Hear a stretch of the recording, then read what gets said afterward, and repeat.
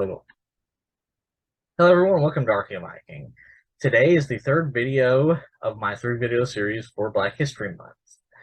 The subjects of today's video are the kingdoms of Mapungubwe and Zimbabwe, and their relations to trade and state creation in South Africa. Okay, so as with the last two videos, when we hear the term Africa, many of us in our modern Western minds tend to think of the entire continent of Africa, with maybe the exception of a few countries that we think of in Africa, specifically, such as South Africa and Madagascar in the south, and say Egypt and Libya or Morocco in the north. And then generally, other than that, we tend to just think of things like, say, the jungle or the rainforest, as it's more accurately called, or say the savanna or the Sahara Desert, and then really just no other nuance beyond that. And of course, as with all videos that I make, as well as the previous two videos, these preconceived notions are pretty much never the full truth. So South Africa itself makes up a pretty large geographic area with its own unique sets of environments and cultures. Specifically, the region of South Africa we are looking at today in this video is the country and region of Zimbabwe, as well as the surrounding regions of Mozambique, Botswana, and Zambia, and a little bit, of course, of the modern-day country of South Africa. But before we look at the kingdoms of Mapungubwe and Zimbabwe, we have to look at the origins of these two kingdoms, like what cultures would eventually make up these two kingdoms.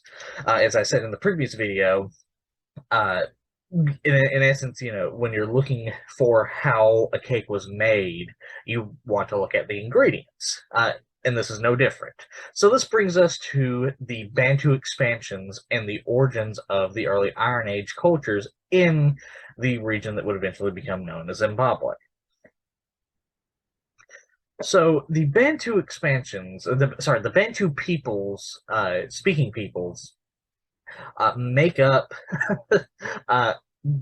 pretty much all of Central and South Africa, as you can see here. And it's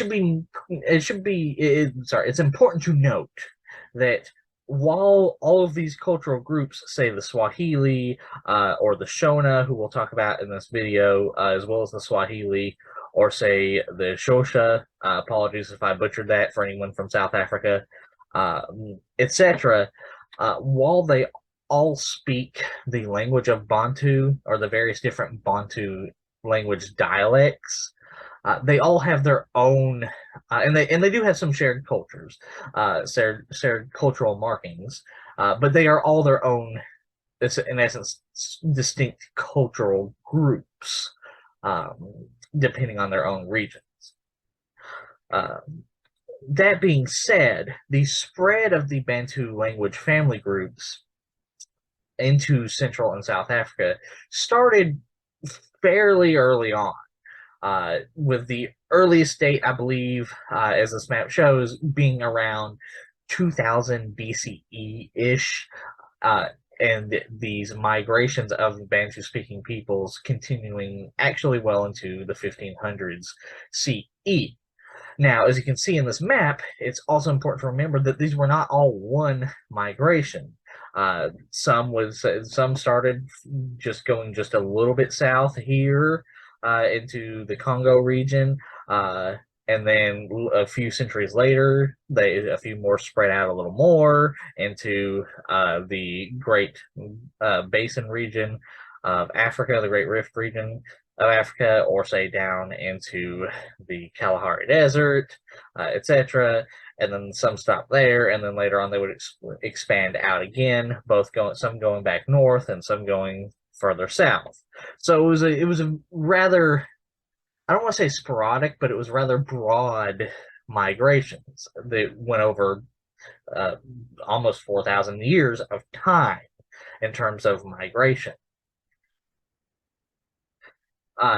And with the spread of these Bantu cultures, as this title talks about, so too came the spread of Iron Age technology into South and Central Africa. As this thing says, the earliest dates of the Iron Age spread into Central and Southern Africa, despite the Bantu-speaking peoples beginning to migrate in the 2000s BCE, the Iron Age had not quite started in that region beforehand. So the spread of the Iron Age into Central and Southeast into Southern Africa began around 250 BCE, and eventually reached all of the southern, early southeastern region of Africa by around 400 CE. Though, of course, it's certainly possible. It's not possible. It's, of course, it's important to remember that those Bantu-speaking peoples who migrated just a little bit south first brought the Iron Age cultures a little bit earlier, probably. Because remember, as we said in our previous two videos, the Iron Age in West Africa began fairly early, again around the 400s, 700s BCE range, give or take. And also with the spread of these Bantu-speaking peoples came agriculture. With them, they brought various agricultural techniques, such as slash and burn that you see here on the left, and new agricultural crops, including crops such as yams over here, sorghum, and millet. And, of course, going back onto the map of the spread of the Iron Age, these Bantu-speaking peoples brought with them iron weapons. Which is evidenced by iron weapons being found in very early contexts, in archaeological contexts, as well as depictions in rock art by peoples such as the San, who were displaced by the Bantu-speaking peoples. The San now currently live in the Kalahari Desert. Began to make rock carvings of the Bantu-speaking peoples with iron weapons and iron shields. Now, it's important to note that this was not a large conquest event. This was not like, say, the Mongol Empire or the Roman Empire, what have you, marching into an area and just conquering it and claiming it for their own. While some of that may have happened here or there, it was a much more broad migration, very similar to, say, the Indo-European migrations, where there was some warfare, but also some intermarriage, some population replacement, maybe a society died out due to disease or something like that, what have you. And it was much more like that. In fact, the Bantu expansions have often been compared by archaeologists to the Indo-European expansions because of how similar they are. No, they are not the same thing. They are their own distinct things, but they are still very similar. And eventually, the Bantu-speaking peoples would, during this migration, these several migration periods, would settle in the region of the regions that would witness the rise of city-states and kingdoms such as Great Zimbabwe and Mapungubwe. As always, apologies for possibly mispronouncing it. Here in this region of what is now southern Zimbabwe. And with their settlement, while they did bring agriculture and iron tools, unlike later cultural phases and later cultural phases such as Mapungubwe and Great Zimbabwe, these early Bantu-speaking peoples during the 400s and 500s CEs, even through the 700s CEs, the 8th centuries, did not actually did not use stone walls. Their settlements did not have stone walls around them. at all. That was a later development. Though it is also important to note they did also have pottery, which is not surprising. If they're an Iron Age and agricultural society, you would assume they would have pottery. But still, and they did have their own distinct potteries, which is fairly easy, and sorry, not fairly easy, fairly useful in determining the age of the site, because you can match up designs with a time period. So, of course, as you can see, the archaeological evidence of ceramics shows the earliest sort of settlements of this Zimbabwe region, southern Zimbabwe region, western Mozambique, and etc., being around 400 CE-ish, based on the types of pottery that were found. Okay, now that we've gone over the Bantu expansions and the Bantu-speaking peoples bringing of Iron Age technology, iron weapons, as well as new agricultural techniques into the central and southern regions of Africa, and their settlement of the southern Zimbabwe, western Mozambique, eastern Zambia, etc. regions, now it is time to look at the first, or at least, the earliest distinguishable city-state kingdom that we can see in the Southern African archaeological record, and that is the Kingdom of Mapungubwe, which existed as a distinguishable society from around 1000 CE to 1220 CE, give or take. So Mapungubwe was a city-state or kingdom, depending on your definition, that arose in the southernmost region of Zimbabwe, or the modern-day country of Zimbabwe, the northeasternmost region of what would become the modern-day country of South Africa, as well as the easternmost region of the modern-day country of Botswana. And this kingdom city-state was created or culturally rose from the what a culture known as the Leopard's Kopcha culture that you can see here, settled all around these various different settlement sites along the Shasha and Limpopo rivers. Again, apologies for possibly mispronouncing that. And once the Leopard's Kopcha cultures began to urbanize and build the city-state, they built the city of Mapungubwe atop this hillside right here. This is an artist's impression of what Mapungubwe looked like around the 1220s CE. And it was a very well-designed city that, in fact, the later Great Zimbabwe would take a lot of inspiration from culturally. As this picture shows, they were very similar in design and in makeup. And with the rise of Mapungubwe, you begin to see the use of terraced walls by the Leopard's culture around cities such as Mapungubwe, as well as other sites like Mapela and Malumba, etc. And these are also these sites also show in this graph, and we'll talk about this a little more in a second, evidence of ceramics which are defined by incisions and graphite burnishings, as well as the presence of gold artifacts and glass beads and things like that.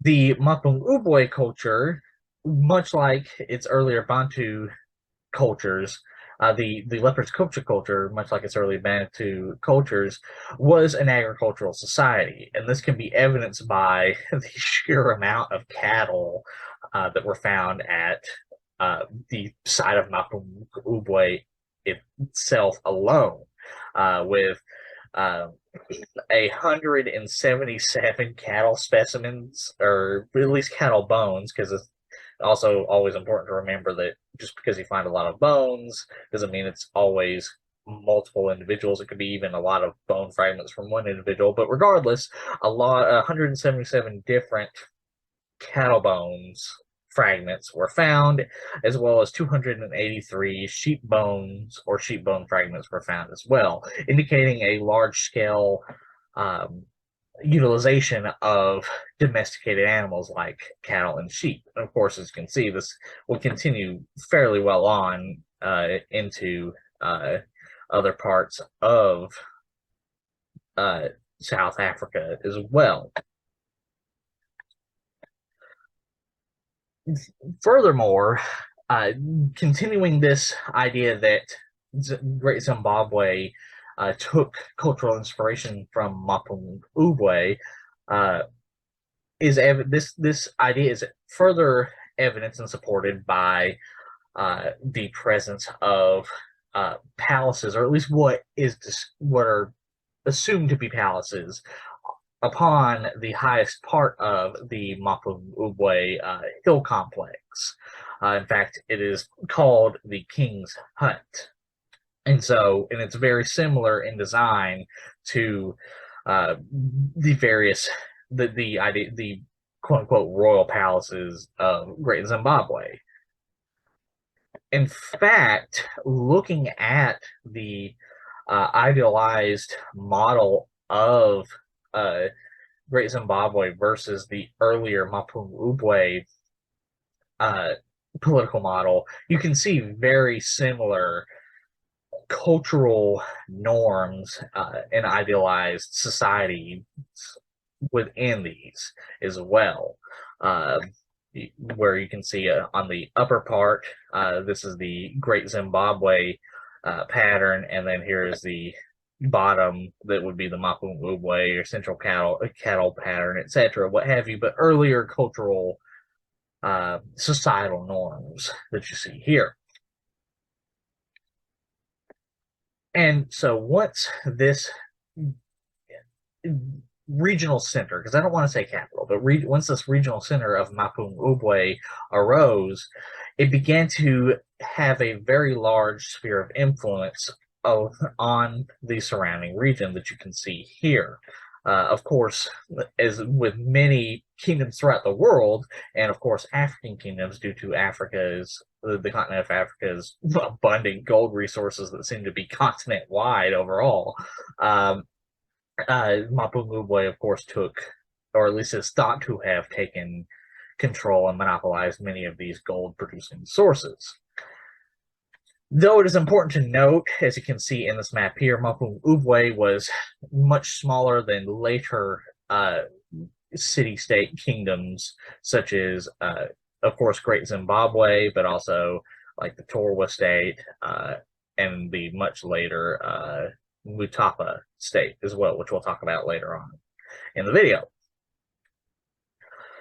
And unsurprisingly, because of this Mapungubwe's importance in the region and its position in the center stage of as the cultural center of the region, it has a very rich archaeological record with things such as glass beads from the Indo-Pacific region on the eastern coast of Africa being found within various Mapungubwe sites, including the hill complex itself. Beautifully designed ceramic vessels with, say, like this one with crocodile designs, and gold objects like gold rhinoceros sculptures. In fact, the idea that the rhinoceros and the elephant and things like that are powerful totems is a loaded term, apologies, but for the sake of the argument, powerful totems or powerful symbolic objects is also inherited from Mapungubwe to other surrounding cultures, as this figure up in the top right corner talks about, where there are phrases surrounding the importance of elephants and rhinoceros, and that is still actually being sung in South Africa to this day. And here's just a sort of a graph of some more of the various different types of glass cylinders and such that were found in Mapungubwe. Right here, you know, some of them being opaque and black to translucent with blue and green tinges, which match very similar to the East Coast Indo-Pacific, where you can see here very similar, though of course not all completely the same, etc., indicating that at least to some degree, as within the last slide, that Mapungubwe had some sort of trade relationship with the various societies on the eastern coast of Africa, which so too would Great Zimbabwe, and we'll talk about that later on in the video. So with all of this in mind, you might be wondering why the leopard's culture is called leopard's kopje. Well, that comes from the type of pottery that they produced, which is a fairly common way of naming cultures in archaeology. For example, I work in the southeastern United States a lot of time as an archaeologist, and we have several cultures such as the Swift Creek, or the Cartersville culture, that are named after the types of pottery they make, which are the Swift Creek and, like, say, the Cartersville Check Stamp, and etc. Now, of course, not all societies are named after the types of pottery that they created, but it's still very common. And so, of course, considering the distinct types of pottery that the cultures that built Mapungubwe made, it made sense to archaeologists to name them after this pottery, because it was the most easily identifiable and most present cultural characteristics. And so there you have it. And as you can see, these types of pottery evolved fairly early on, even before the creation of Mapungubwe, as seen in this graph of the overall proposed evolution of the leopard's kopje ceramic clusters in southern Zambezia during the late first millennium CE to the early second millennium CE. And you can see they began really earlier than that, as I showed in one slide a little bit earlier, I believe during the Bantu expansion section of the video, where some of the distinctive characteristics of leopard's kopje pottery began to appear around the 400s CE, but they also continued well into the 750 CE, going all the way up until the decline of Mapungubwe itself in 1250s CE. And here's another graph showing the evolution of similar leopard's kopje ceramics from the Gijo region, or Gijo culture of Zambezia. Apologies for possibly butchering that name. Again, through the late first millennium to the early second millenniums CE. And again, you can see how they evolved and how similar they stayed, and their distribution. And this is a graph just sort of showing that same cultural distribution and diffusion, because again, the Mapungubwe culture, many of its cultural norms were inherited by other cultures in the region. So you can sort of see that with the Gijo culture, the Malapati culture, and the I believe that's the Doom Kop culture. Again, apologies for possibly butchering these, but as you can see, their ceramics had very wide, in the late first millennium CE, they already had a very wide area of cultural diffusion. And then this continued into the early second millennium CE, where you can see that continue to go with the Mapungubwe cultures and the leopard's kopje culture and its regional diffusion of its ceramics up until 1200 CE. And then, of course, continuing with the leopard sculpture culture well into the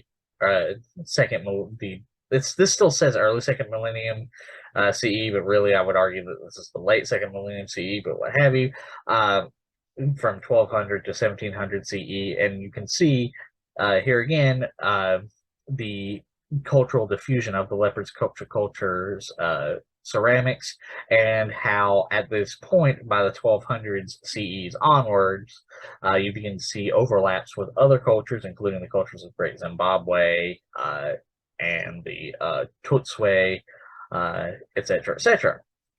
So a whole lot of evidence showing the influence of Mapungubwe on other cultures, and simply only based off of, there's other evidence, but only based off of their ceramics, which again is where the leopard sculpture culture gets their name from. Okay, so despite the cultural continuation of Mapungubwe and its fairly broad overall cultural influence, its fairly broad sphere of influence, eventually Mapungubwe itself would begin to decline. And this happened with the rise of with migrations of peoples from Mapungubwe north to the region that would eventually witness the building of Great Zimbabwe, as well as with the rise of Great Zimbabwe itself, which began to rise roughly 1200 CE, though a more net conservative date would be, as you can see here, 1220 CE, and it would eventually supplant the Mapungubwe kingdom, city-state culture, what have you, overall, and would spread out and build a much larger kingdom and cultural sphere that would last until around 1450 CE. Now, of course, this was not all at once. It would be a slow decline, as you saw in a couple of our graphs. Even with Mapungubwe's decline, it still had some cultural continuity well into the 1300s CE. Okay, so Great Zimbabwe, the Kingdom of Great Zimbabwe, is characterized by the very large city that the kingdom gets its name from, Great Zimbabwe, which you can see here in these two pictures. Very large, very well-designed cities. City. And this was a city and kingdom that was is assumed, based off the archaeological evidence, to have been built by the ancestors of the Shona peoples. Apologies if I butchered that, as always. Who had been there in the region from around the 400 CEs. They were Bantu-speaking peoples. And they built very distinct villages, like you see here, several of which have been found near, in both the archaeological record and in modern times, near Great Zimbabwe itself. Other pieces of evidence that the Shona culture, or the ancestors of the Shona peoples, built Great Zimbabwe, lie in the designs, the cultural designs used by the Shona culture for objects such as granaries, drums, and even iron smelting furnaces, all of which have one thing in common. They are used to create something new, whether it's for growing and storing crops, like the granary, or for creating new music, like a drum, or for making new metal tools, like a furnace. So, with this idea of creation / procreation and fertility in mind, the Shona peoples began to ascribe symbolism of women's bodies onto these objects to connect them to these concepts of the concepts of a woman's fertility and ability to procreate. And this is all based off of ethnographic and contemporary evidence used by the Shona peoples even to this day. That was documented as early as the late 1800s, and of course into the modern era. And we can see this, we can take these cultural aspects and use them to compare very similar furnaces found in the archaeological record of Great Zimbabwe itself, which also have decorations that are very similar to women's bodies on these furnaces. So, with the similarity of these villages, as well as the cultural similarities found between modern Shona peoples and cultural objects like furnaces in the Great Zimbabwe archaeological record, it's not a huge leap to assume that the ancestors of the Shona peoples built Great Zimbabwe. In fact, it's probably about a 95-ish% chance that they built this region and kingdom. In fact, the Shona peoples had already inhabited the region of Great Zimbabwe at least as early as the 320s and 400s CEs, of course, as products of the Bantu migrations, Bantu expansions. And of course, there were, as I said earlier in the video, at first they did not build any settlements with walls, but as time went on, going into the late 400s as well as into the 600s and 700s CEs, they then began to build enclosures with walls, and then eventually began constructing began constructing what is known as the Great Enclosure by estimated between the 1000 to 1075 CE-ish, and then the construction of this Great Enclosure continued well into the 1260s CE and possibly even into the 1300s CE, with that even going possibly a little farther, as you can see here, along with the construction of other peripheral sites that were similar in design, but albeit smaller. So with that, you might be wondering, well, what was the Great Enclosure? Well, the Great Enclosure is the characteristic makeup of the city or large-scale village of Great Zimbabwe itself. It essentially is these series of rather imposingly large walls made of stone built around the village city site of Great Zimbabwe, which of course would have required a lot of social cooperation and manpower. And so as urbanization and population began to grow, and we'll talk about population in a minute, began to grow in the populace of the ancestors of the Shona people in the Zimbabwe region, so too grew these sites that they began to build, with the most important, with the regional center, if you will, perhaps capital, though that's not always necessarily the case, began to be built. And of course, while there were similar sites in the area, you can see around here, you would want your most important site to look important, and so of course you build it bigger and more elaborate. And here's just a general design of the Great Enclosure. And of course, as I said just a minute ago, this construction also coincided with some degree of population growth. As you can see here, there were a lot of huts, or at least evidence of hut floors and middens, both outside and inside the hill complex itself, with this graph showing sort of the major periods of occupation happening during that time. And as you can see, the earliest periods, with the yellow being the 300 CE to 900 CE, and the second period being 900 to 1000 CE, being relatively small and contained. And then by 1000 to 1200 CE, they begin to branch out and grow. And then by 1200 CE to 1700 CE, the population has boomed. Now, it is important to note we need to look at what was the general population, or what are the population estimates of both the Great Enclosure, the most important village site of Great Zimbabwe, as well as what was the general population of the Kingdom of Great Zimbabwe overall.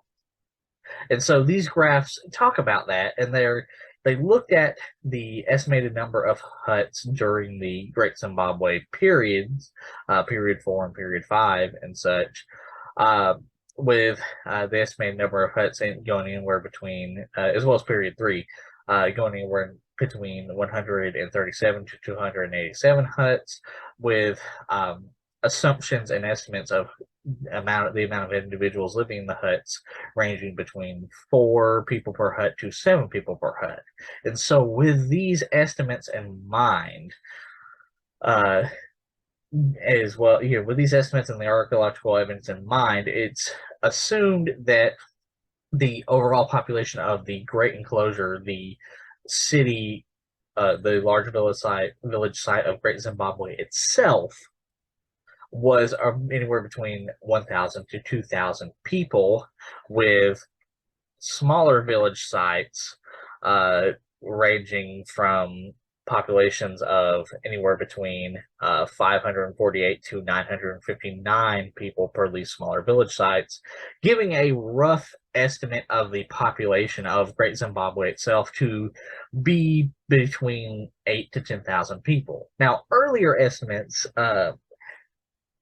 from the 1960s and up into the mid-thousands have estimated that perhaps the overall population of the Kingdom of Great Zimbabwe was more like 14,000 to 20,000. However, these are the most recent estimates based off of the archaeological record, and they seem to be the most accurate based off of the data collection methods that they used. So with that, it's assumed that the population of Great Zimbabwe, the kingdom, not the city, but the kingdom, was around 10,000 people.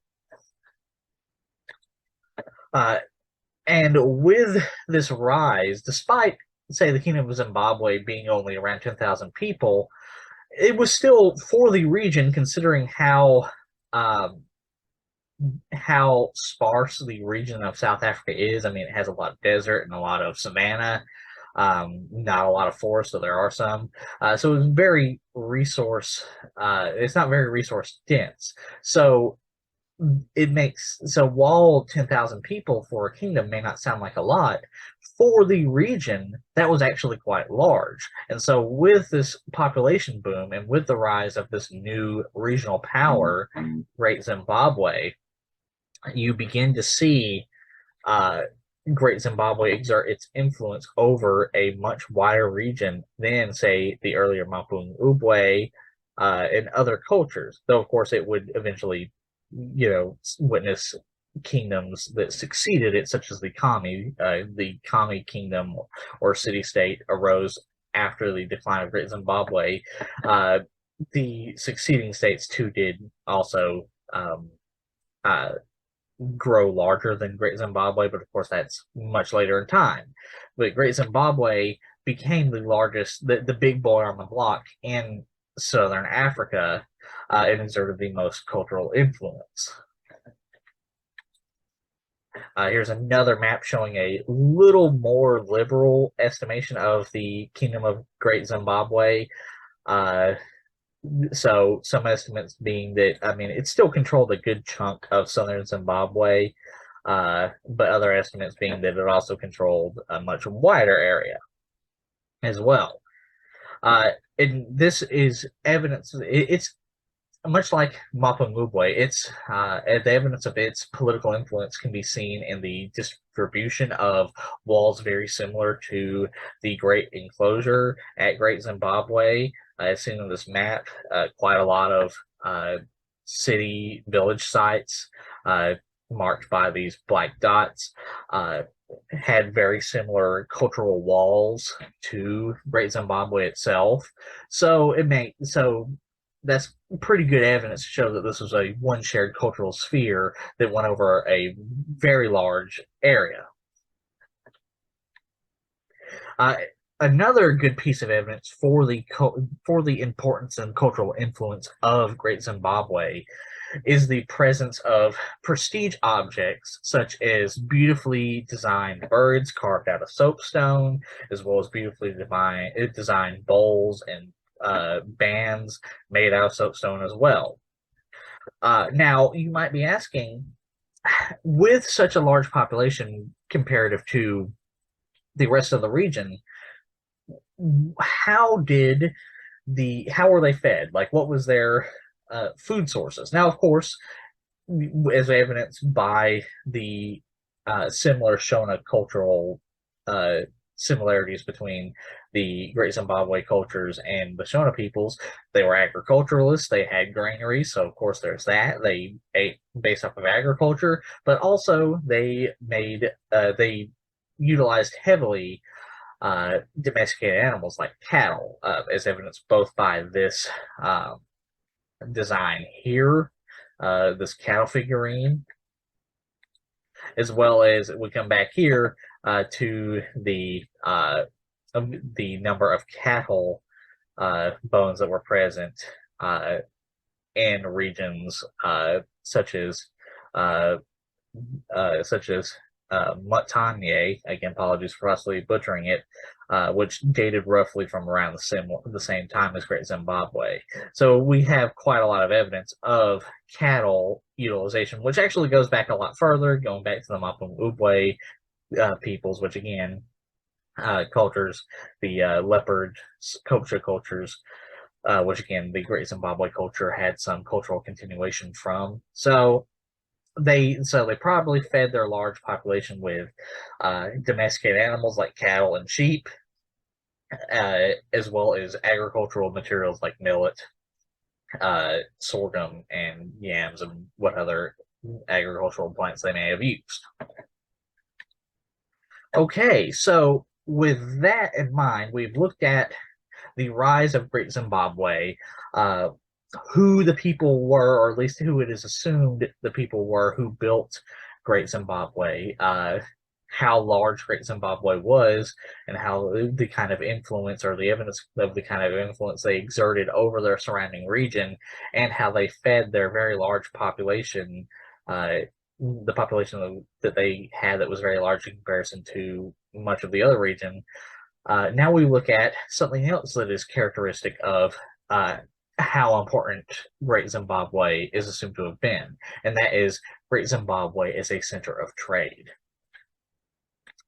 So, as shown in this picture, there's quite a lot of evidence suggesting that Great Zimbabwe was a massive center of trade because of the sheer amount of trade goods that were found. And so it is assumed, and we'll get into those trade goods in a minute, so it is assumed that merchants from all over Central Africa, as well as the eastern coast of Africa, maybe even a little further north, would come here to this great regional center and would barter and trade goods in exchange for other goods, in exchange for possibly prestige items, or would bring prestige items in exchange for other exotics to Great Zimbabwe. And this is a good illustration of sort of what that might have looked like at the Great Enclosure at Great Zimbabwe. So one of the biggest trade partners based on archaeological evidence that the Kingdom of Great Zimbabwe had were the so-called Swahili city-states along the eastern coast of Africa, which included city-states such as Zanzibar, Mombasa, Barawa, Mogadishu, and the most important for this video, Kilwa. Again, apologies for possibly butchering any of those names. And so Kilwa was one of the largest cities on the Swahili coast that was a very important cultural and trade center on the coast that was also much like most of the Swahili city-states, was a Muslim religious center, as seen by the Great Mosque of Kilwa. And Kilwa actually continued to be an important trade center well into the age of colonialism, as seen here by this Portuguese drawing of it. Evidence for this trade with the Swahili city-states, such as Kilwa, can be seen, but in the presence of objects such as Chinese jade teapots, as well as Chinese white porcelain found in both the Great Enclosure as well as Lower Valley enclosures in the Kingdom of Great Zimbabwe.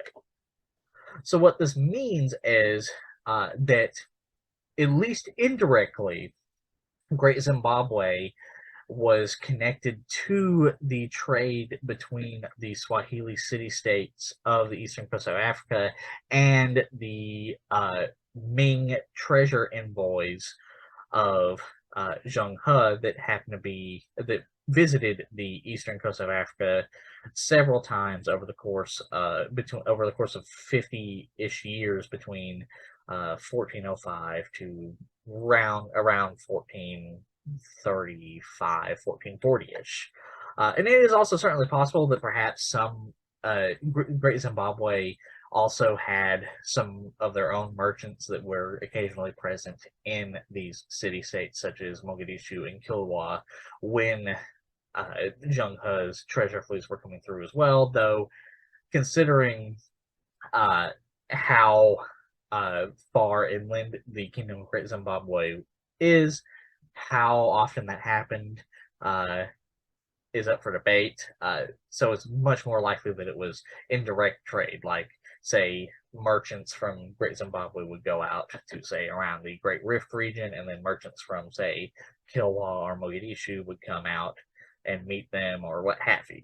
But either way, it's still pretty good evidence for long-distance trade between Great Zimbabwe and Ming Dynasty China. Other evidence of long-distance trade, can be found in the sheer amount of glass beads found in Great Zimbabwe, as well as Lower Valley enclosures that you can see here. And I mean Great Zimbabwe by the Great Enclosure itself. So, found in the sheer amount of glass beads found in the Great Enclosure and Lower Valley enclosures within the Kingdom of Great Zimbabwe itself.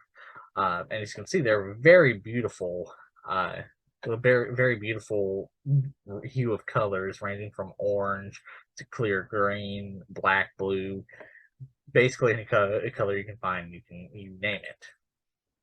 And this is sort of just a graph of the types of the various sites that were found in Zimbabwe, as well as in Mapungubwe, that had glass beads within them. And you can see there's the Great Zimbabwe Great Enclosure, but there's also other sites such as Lamba and Thulamela and things like that. Again, apologies for possibly butchering that. So it wasn't just, so while these were prestige goods and probably very sought after, they were not necessarily contained to the main regional site of Great Zimbabwe, but were also found in other sites that were probably smaller regional centers, though not as important, still important, perhaps, like one could argue, like, say, mayor or gubernatorial seats for governors. But that's, of course, assuming a lot, and I don't mean like assuming a lot for like how sophisticated or culturally complex they were. That's assuming that they had the same cultural ideas that we did. In return for these goods such as jade and porcelain and glass beads, the Kingdom of Zimbabwe would trade objects such as ivory, like seen in these ivory leopards, as well as metal objects such as iron and gold. Because again, much like many powerful African kingdoms across Africa, as well as including its predecessor Mapungubwe, Great Zimbabwe, the kingdom itself, monopolized many of the gold-producing mines that you can see here in yellow. They also monopolized iron deposits seen by the pink triangles, as well as copper deposits, and even a few salt deposits as well, making Great Zimbabwe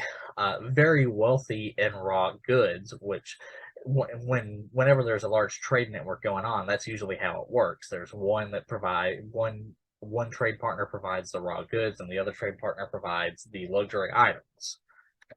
So, makes a lot of sense based off of the evidence that we have. And here's another sort of look at the amount of copper mining areas within the Kingdom of Great Zimbabwe. There's quite a few, as well as gold mining areas. But as you can see here, there are also other copper mining areas further north and further south. And you can see here just how long and how complex the network of interactions based on material were seen in both sites like Great Zimbabwe and preceding sites like Mapungubwe. So it was a very long and complex interconnected trade network that, as you can see here, seems to have been contained mainly to the eastern coast of Africa, the northernmost part of modern-day South Africa, and the easternmost part of modern-day Botswana. That being said, there is also some evidence, albeit circumstantial, that there was a connection with cultures within the Katanga region in the Democratic Republic of Congo, as evidenced by iron gongs that were very similar to those produced by the Luba people of the region of Katanga in the modern-day Democratic Republic of Congo. However, it's also important to note that similarity in design does not always mean they came from each other. I mean, it's one thing to say that Great Zimbabwe was built by the Shona people, or the ancestors of the Shona people, based off of the presence of the Shona people in the Great Zimbabwe region, at least as early as the 400 CE, and the presence of their very similar cultural artifacts and practices, as well as the proximity and similarities between the Leopard's Kopcho people of Mapungubwe and the Shona peoples of Great Zimbabwe. Remember, they were very close and were fairly connected already, even with one rising and declining. So it's one thing to assume all of that, because that's very likely. But while these copper bells found in Great Zimbabwe are similar to those of the Luba peoples of Katanga in the modern-day region of the Democratic Republic of Congo, we have to keep in mind, and yes, this is a modern map, but it's still good to sort of get the point across, the sheer distance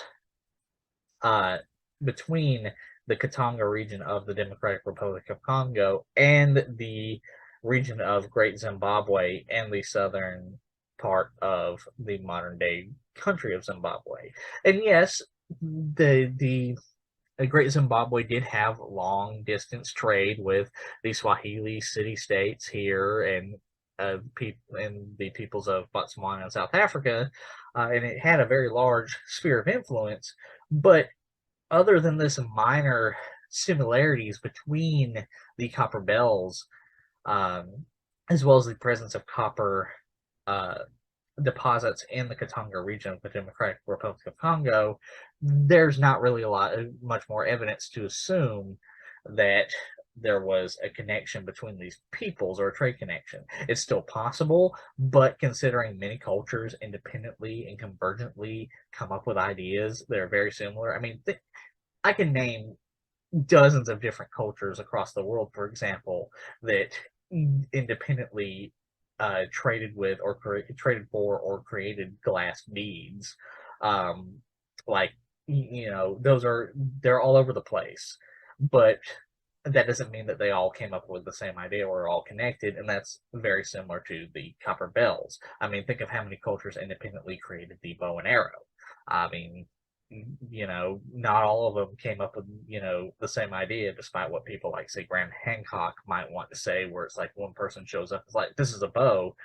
People just are humans and have similar ideas. So, in some, while it is certainly possible that there was some long distance trade connection between the Luba peoples of the Democratic Republic of Congo and the Kingdom of Great Zimbabwe, it's a lot more evidence needs to show up. But regardless, that doesn't change the evidence, the sheer amount of evidence that Great Zimbabwe itself was a massively important trade center. But much like Mapungubwe, Great Zimbabwe would eventually fall or in decline. And this happened for a variety of reasons. One, there was one of the best suggestions and hypotheses is that it was a series of due to a combination of both population decline and population growth began to decline, as well as it began to become much drier. As seen here, began to be less rainfall and the appearance of drought, so there was less food, which in turn affected population decline. Which is also further evidence over here by the fact that there's seen in the gray that the time periods here between the 1400s until the 1600s was actually much drier in the Zimbabwe region, meaning again drought and then population decline and famine and things like that. So that in itself was probably already a pretty large factor as to why Great Zimbabwe began to decline as a center of regional importance. That being said, this did not mean that there was no longer kingdoms within the region of South Africa that were regional centers. In fact, another factor that may have influenced the decline of Great Zimbabwe were the rise of other similar regional centers and kingdoms such as Torwa and Mutapa. Mutapa specifically being the most important because it would eventually encompass and eclipse even Torwa. And this is because, according to at least some evidence or at least some oral histories and things like that, a Mutapa rose when a prince or a important official left Great Zimbabwe in search of more gold and copper resources and mines, and once they got there with their group that they migrated out with, they established their own kingdom that eventually rose to become a powerful kingdom in its own right, known as Mutapa. And eventually, as it began to rise and Great Zimbabwe itself began to decline because of more migrations north to join it, possibly due to the other factors such as famine and drought and population decline due to hunger and things like that. So it's probably with that, Mutapa began to eclipse Great Zimbabwe because it began to grow strong while Great Zimbabwe began to grow weak. And eventually, Mutapa would, once Great Zimbabwe had completely fallen, the Mutapa kingdom would eventually, at least according to some European map makers, of course, European map makers often took liberties. If it is to be believed, Mutapa would eventually eclipse all of the kingdoms, including the succeeding kingdoms like Torwa, as well as Great Zimbabwe itself, and would eventually encompass much of what is now modern day South Africa, along with Zimbabwe and Botswana and Mozambique. But that story, the story of the rise of the Mutapa Empire, is a story for another video because it is a very complex and interesting story in on itself. But regardless of that, it is important to note that it is one of the main factors, or at least believed to be one of the main factors, as to why Great Zimbabwe declined, along with, of course, drought and famine and population decline from famine and migration. So with that, that ends our video about the South African kingdoms of Mapungubwe and Great Zimbabwe, and the talk about their importance as regional trade centers and regional centers overall. I hope you enjoyed the video, and if you want to see me cover any of the subjects I mentioned in the video in greater detail in other videos, as always, please remember to leave a comment in the comment section. I hope you enjoyed the video. Remember to like, share, and subscribe, and I hope you all have a good day.